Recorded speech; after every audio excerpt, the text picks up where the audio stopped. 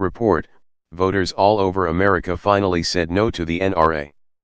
The NRA has been a powerful force in elections.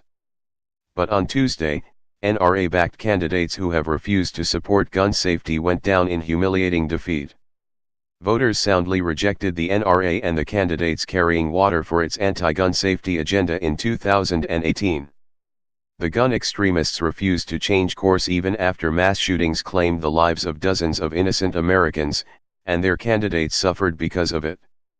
The NRA was already in something of a retreat before Election Day.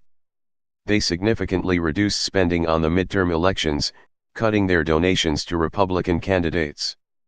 It did not help the NRA that the FBI, the Federal Elections Commission, FEC, and Senate investigators have opened up probes looking at the flow of Russian money to their bank accounts during the 2016 election. In that contest, the NRA gave $54 million to Republicans, with $32 million backing Trump. Washington state held the only ballot initiative on guns, where voters were asked to strengthen their gun laws by limiting access to assault weapons. It won, with 60% of the vote. On Tuesday, candidates backing gun safety won against the NRA, and they did it all over the country. Gabrielle Giffords, the former congresswoman from Arizona who survived an assassination attempt in 2011, has become a leading gun safety advocate. For the first time ever, candidates including candidates in the toughest and most critical swing districts boldly ran on gun safety platforms, and won, Giffords said in a statement. At Giffords, we locked horns with the NRA, in important House battlegrounds, and came away with victories in states like Virginia, Pennsylvania, Colorado, Arizona, Minnesota, and Texas. She added, the transformation we witnessed in the House tonight and the momentous cultural and political shift we've witnessed on this issue this year will lead to safer gun laws that will save lives. Representative Barbara Comstock, RVA, had an A rating from the NRA, but she was one of the first Republicans ousted on election night as Democrats took control of the House.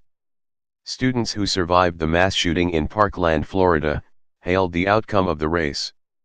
David Hogg wrote, by at Barbara Comstock. Lauren Hogg added, sending my thoughts and prayers to every NRA-backed politician tonight. When Hogg and his fellow students organized the March for Our Lives to advocate gun safety, they came under attack by the NRA. But on election night, the teens were triumphant. The NRA also lost in gubernatorial races around the country. They spent over $1 million to support Republican Scott Walker, who was seeking a third term in Wisconsin, but he suffered a humiliating defeat. They also backed Adam Laxalt in Nevada, who as the state's attorney general refused to enforce a ballot referendum on universal background checks. Laxalt lost to Democrat Steve Sisolak by 4 points. Gun safety advocate Lucy McBath, who lost her 17-year-old son Jordan Davis to gun violence, ran against NRA lackey Karen Handel in Georgia. McBath won, and flipped the seat held by Republicans for 30 years to the Democrats. The NRA will no doubt invest heavily in the 2020 election to keep Trump and elect other anti-gun safety candidates. But 2018 showed them that the myth of the NRA's electoral superiority has been shattered. When people's safety and security is on the line, the NRA can and did lose.